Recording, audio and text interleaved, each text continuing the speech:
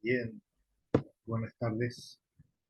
Eh, Dando inicio a nuestra clase del día de hoy, el día miércoles. Vamos a empezar con Romano, Romano 1. ¿Sí? Estamos dando hoy la bolilla número 3, que es del Imperio Republicano de Augusto a Constantino, que en esta parte constituye, dice que es el tercer periodo de la historia de Roma, que abarca desde el año 26 antes de Cristo hasta el año 324, que ya viene después de Cristo. Eh, en esta organización del imperio tenemos como protagonista a Julio César, que se dice que fue uno de los genios más destacados que dispuso una organización en el imperio para poder afrontar los graves problemas que significaban los extensos territorios conquistados. Recordemos que Roma conquistó muchos países, muchos territorios, y a cada, a cada territorio él daba ponía un gobernante, un gobernador. ¿Sí? Entonces, ¿qué hizo Julio César? Empezó a organizar lo que es realmente ya eh, la parte político-militar de su régimen. Para llevar a cabo, dice, se preparó un programa de honda resonancia política y social para realizar las siguientes reformas. En estas reformas tienen 6 ítems que fueron las que acompañaron, o fueron los que organizó Julio César, que viene a ser promulgar las leyes para distribuir equitativamente los cereales, fijar fronteras conquistadas, mejorar la administración de las provincias, compilar el derecho privado que estaba muy progresado. Luego dice la Lex Iulia Municipalis, era para organizar las ciudades italianas, o las ciudades que son todas las que ellos, el régimen de Julio César, habían conquistado. Y y el acuño de Aureus, que vienen a ser los, ¿cómo se dice?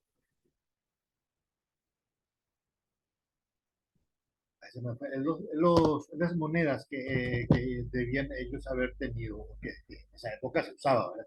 Entonces, promulgar las leyes para distribuir equitativamente los cereales. O sea que fue un organizador nato, porque él no permitía que los ciudadanos romanos, a quienes ellos conquistaban, pasaran hambre. ¿Por qué? Porque ellos volvían a utilizarlos a esas gentes como soldados para la guerra.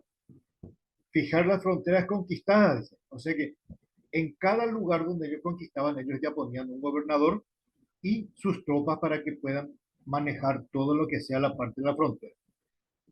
Mejorar la administración de las provincias. O sea que fue un organizador nato, Julio César.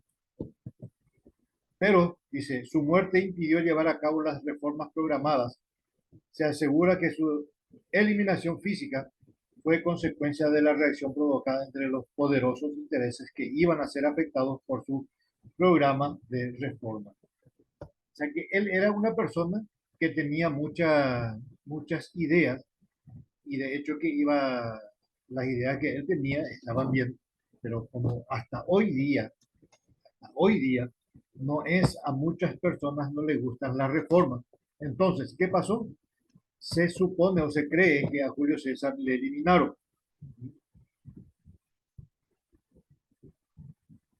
Luego viene el régimen político de Octavio Augusto. Octavio dice que fue un hijo adoptivo de César y sucesor suyo. Era un destacado militar, un administrador honrado, hábil y prudente político. Roma le confirió, dice, la altísima dignidad de Augusto, dotado de gran inteligencia. Augusto se dio cuenta de los obstáculos que se le oponían a las grandes reformas planteadas por César. Por eso se obró con prudencia en muchos tactos. De hecho que Roma era un país, en aquel entonces era todo un país de mucha gente inteligente, mucha gente poderosa e inteligente. Tenemos como uno de ellos es Julio César, el otro es Octavio Augusto.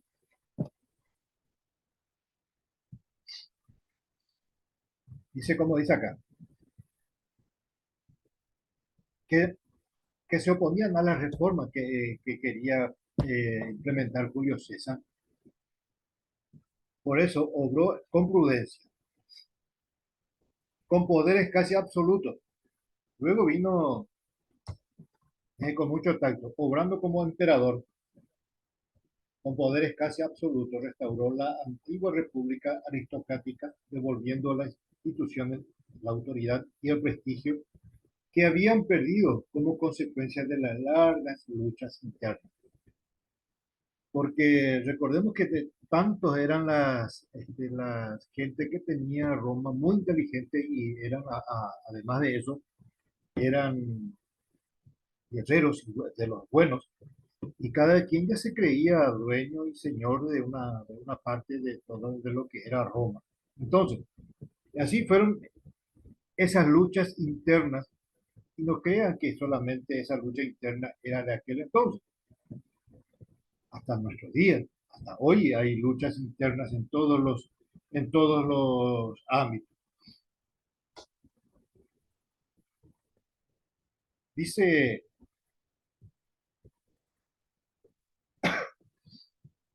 aprendió de Cicerón que los estados afectados por la discordia necesitan un gobernante supremo y único, sometido a leyes comunes. Y por lo tanto, publicano, pero investido en un poder más duradero y amplio. Entonces, de modo que el régimen político implementado por Octavio Augusto fue la de una gran república gobernada por un emperador, Augusto. Fue el mismo tiempo cónsul, procónsul, tribuno, vitalicio y pontífice máximo. O sea que él era la máxima autoridad. Lo que él decía se hacía y lo que él eh, ordenaba se cumplía sin miramientos. Entonces, por eso digo que Roma siempre fue para muchos gobernantes hoy en día, estudiosos principalmente, Roma, de donde realmente se originó el derecho en sí. Es en aquel entonces, uno de los países de mucha sabiduría, no solo sabiduría y potencia.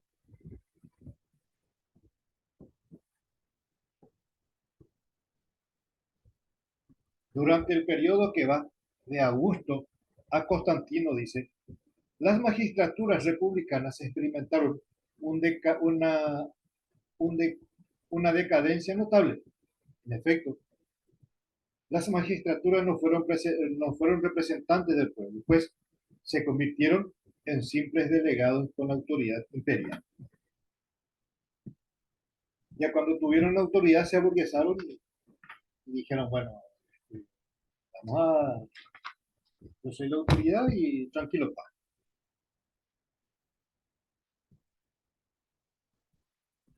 El, Luego viene la parte donde dice el cuarto ítem, dice los comicios y el Senado. Los funcionarios judiciales, electorales y legislativas que tenían los comicios fueron limitados hasta que desaparecieron totalmente.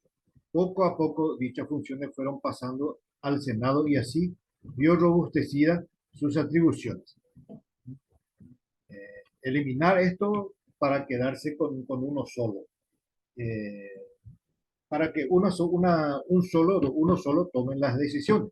En este caso, era para, iban eliminando y el Senado iba tomando esas atribuciones.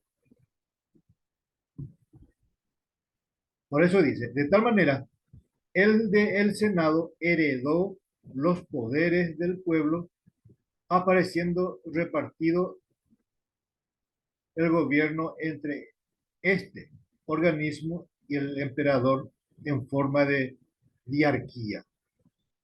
¿Qué significa diarquía?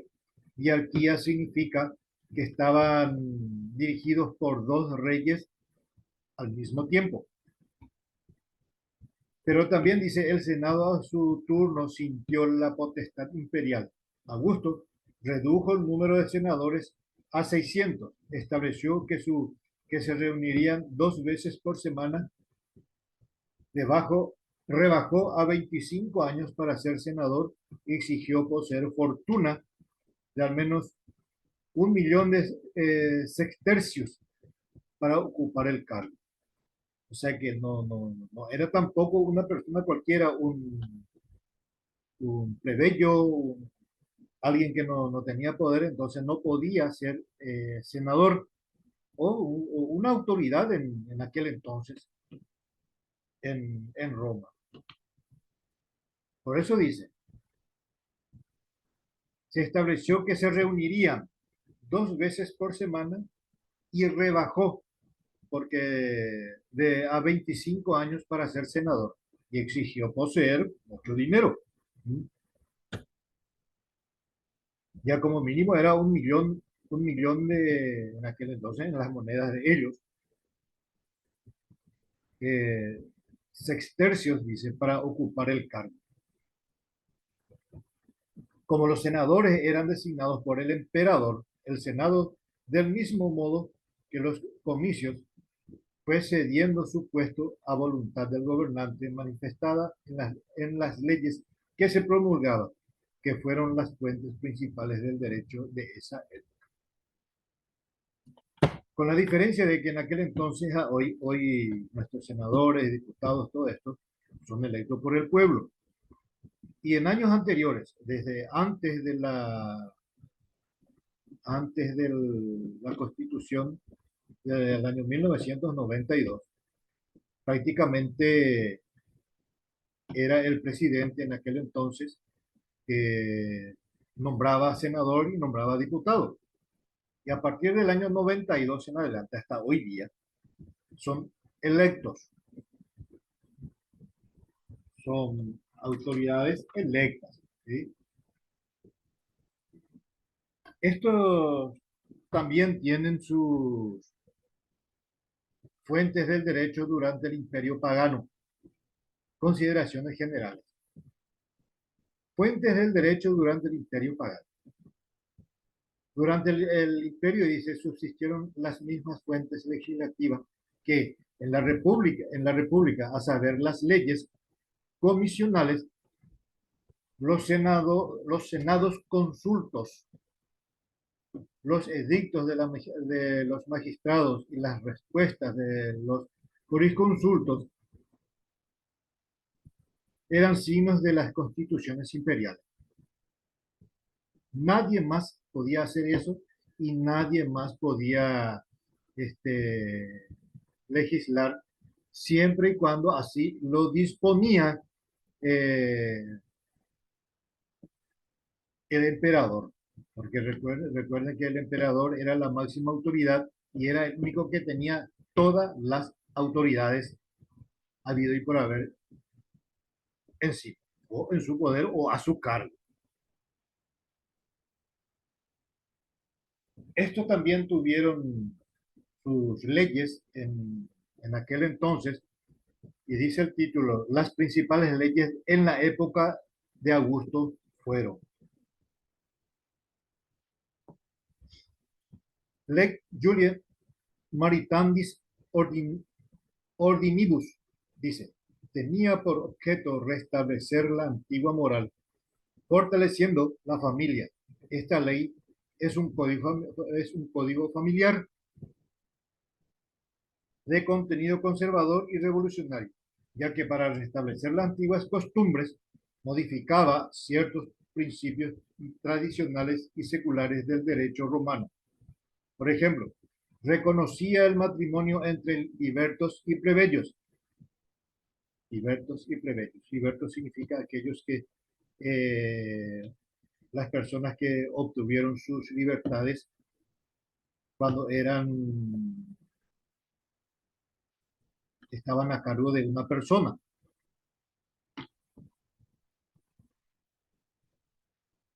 Por eso dice, reconoció el matrimonio entre libertos y plebeyos. O sea que eran los libertos, fueron aquellos esclavos que fueron liberados por sus amos eh, en un momento. Y limitaba los derechos de los dueños sobre los libertos. Limitaba, dice, los derechos de los dueños sobre los libertos y ponía límites al derecho de testar. ¿Qué significa eso? De darle, o sea, hacer un testamento. Además, en virtud de esta ley, el matrimonio era obligatorio para todos los ciudadanos romanos, los hombres, solteros, los matrimonios sin hijos, solterones, dice. Solterones empedernidos estaban excluidos de las fiestas y espectáculos públicos y no tenían derecho a heredar de nadie, pasando de sexto grado hasta el sexto grado de parentesco. El que no se casó nunca y no tuvo hijos no tenía derecho a nada. Y como dice acá, los solterones, porque los solterones y solteronas, hoy por hoy ya no se usa esos términos, sino son solteros o solteras que no tuvieron hijos, entonces no pueden heredar nada. Y es más, no podían tener nada hasta la sexta generación. O sea que nadie podía darle nada. O si querían, era otro tema, pero no podían tampoco dar por sin autorización. El lex adulteris autorizaba al padre a infligir la pena de muerte a la hija adúltera y a su cómplice, y en ciertos casos autorizaba al marido a matar a su rival, pero no a su mujer. Obligaba al marido a denunciar el hecho dentro de los 60 días ante el pretor. Recuerden que el pretor en aquel entonces era el juez, tenía que estar en conocimiento de lo que él iba a hacer. Prohibía al marido a comprometer o a vender los dotes de su esposa para que no mermaran los bienes de sus familias ricas. En esa época, como dice acá, muy claro, eran los mismos padres de la familia, principalmente de las mujeres, porque eh, recuerden que en aquel entonces, ya viniendo de años, de siglos atrás, las mujeres no tenían ni voz ni voto. Las mujeres eh, eran casi esclavas, ¿sí? Ellas, mejor dicho, estaban a merced de sus maridos o de los hombres, o de su hombre en este caso. Podía matarle al otro hombre, pero no a su mujer. Y también lo bueno que hoy por hoy, al menos en esta época, no se permitía, dice, al marido a comprometer o a vender los dotes de su esposa. Recordemos que En aquel entonces, cuando un hombre se comprometía a casarse con una mujer, ellos entregaban un dote a los suegros, ¿sí? Y esos dotes, como dice acá, eran exclusivamente de ellos.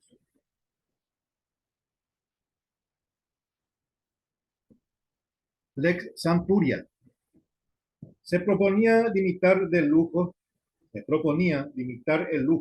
los banquetes, las fiestas, es decir, regulaba la vida privada de los ciudadanos.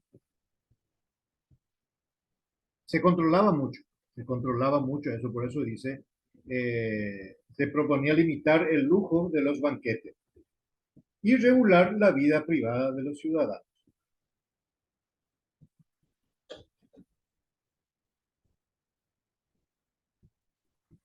Eran algunos de las principales leyes de la época de Augusto, ¿sí? Entonces es la Ley Julia Maritandis Ordinibus. Luego el Lex Adulteris y Lex Santuria. Después dice, de Augusto se promulgaron la Lex Claudia, la Lex Petrona, la Lex del Imperio Vespasiano. Pero ya eran leyes no muy estrictas o duras como eran las leyes que había este, promulgado Augusto. Los senados consultos, dice, eran los pronunciamientos, eran los pronunciamientos del Senado y de algunos de los cuales tenían el carácter de ley y por lo tanto constituía una fuente del derecho. Recordemos que los senados consultos, como dice acá, eran estudiosos de la ley en aquel entonces, ¿sí? Generalmente, dice, llevaban el nombre de magistrados que pretendía la reunión, que presidía la reunión del Senado. Todo esto generalmente dice que llevaron el nombre con fuerza, llevaban de los senados consultos con fuerza de ley, era lo que ellos decían y escribían, tenían fuerza de ley, ¿sí? ¿Por qué? Porque recordemos que los senadores eran puestos por los gobernantes, en aquel entonces, eran eh, nombrados.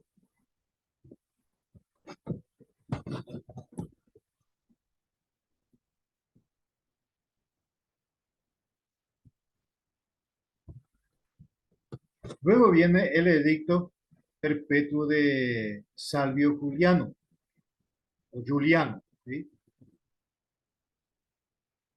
Dice el edicto, ojo, el edicto.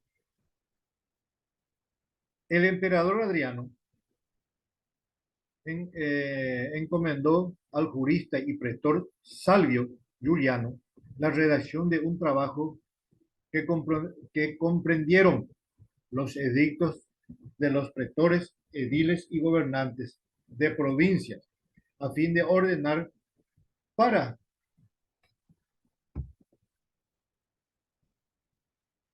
para ordenar esa abundante fuerza jurídica. Esta obra apareció en el año 125 después de Cristo y recibió el nombre de Edicto Perpetuo. El mismo era considerado como el mayor de mayor rango jurídico en esa época. No se trataba de una simple compilación, ya que el autor examinó, corrigió y adoptó las disposiciones contenidas en los edictos, creando nuevas reglas cuando era necesario. Entonces, ahí tenemos nosotros la respuesta del por qué es un edicto perpetuo.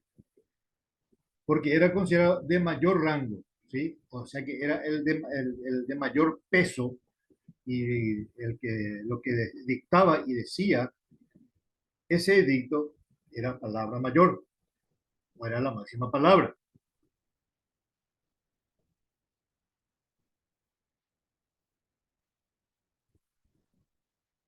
Esta obra fue, dice, comentada por Pomponio, Goyo, Gallo, mejor dicho, Ulpiano y Paulo, y las referencias que han hecho de ellas en las compilaciones de Justiniano. Recordemos que para darle este conocimiento, que Justiniano también era un hombre que hacía compilaciones para, para hacer las leyes, ¿sí?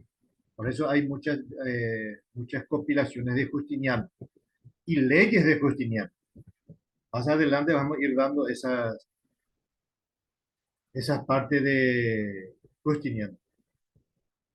Luego vienen las constituciones imperiales. La facultad legislativa de los emperadores era ejercida mediante las constituciones imperiales.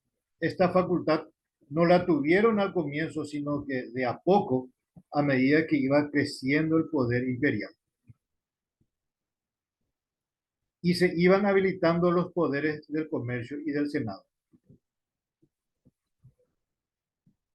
Se tenía, se tenía que los gobernantes o los gobernadores en aquel entonces tenían todos los poderes, pero no es que ellos iban haciendo de golpe, lo tomaban todo, dice, según está escrito. A medida que iba pasando el tiempo y a medida que ellos veían qué necesitaban, para qué se necesitaba una ley, entonces era de acuerdo a eso, ellos iban tomando las medidas y el o los poderes.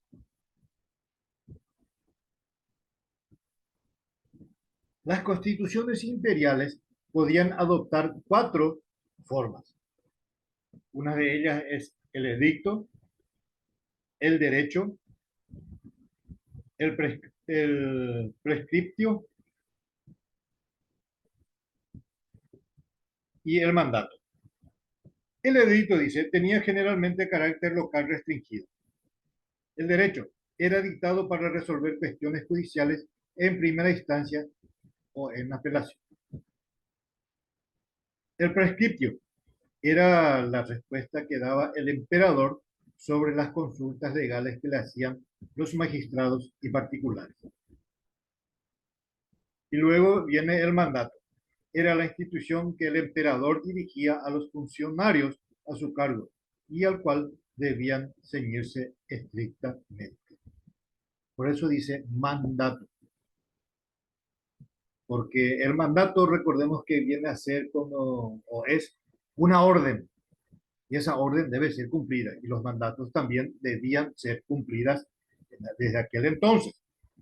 Entonces, haciendo un pequeño recuento de lo que ya tocamos, de estos tópicos que habíamos tocado, recordemos que hemos dado la organización del imperio, el régimen político de Octavio Augusto, los comicios y el Senado, que eran que era la diarquía, por ejemplo, que la diarquía era gobernar con dos reyes al mismo tiempo, las fuentes del derecho durante el imperio pagano, las principales leyes de la época de Augusto, ¿sí? Que eran, una de ellas era la Lex Julia Maritandis Ordinibus, ¿sí? El Adulteris, el Santuaris, y así sucesivamente que fueron surgiendo estas leyes para que que el gobernador mandaba hacer. Claro, y todo hacía a veces, en algunos casos, a su medida, en la gran mayoría, y en algunos casos era para el bien del pueblo, el pueblo romano y todas las colonias que ellos habían ido conquistando. Y las constituciones imperiales, que son el edicto, el derecho, el prescriptio y el mandato. Así llegamos al término de esta bolilla 3 del derecho romano y espero que en verdad sea de utilidad y sigo esperando, sigo aguardando los trabajos de los alumnos. Hasta aquí entonces nuestra actividad de hoy con la materia de derecho romano. Buenas tardes.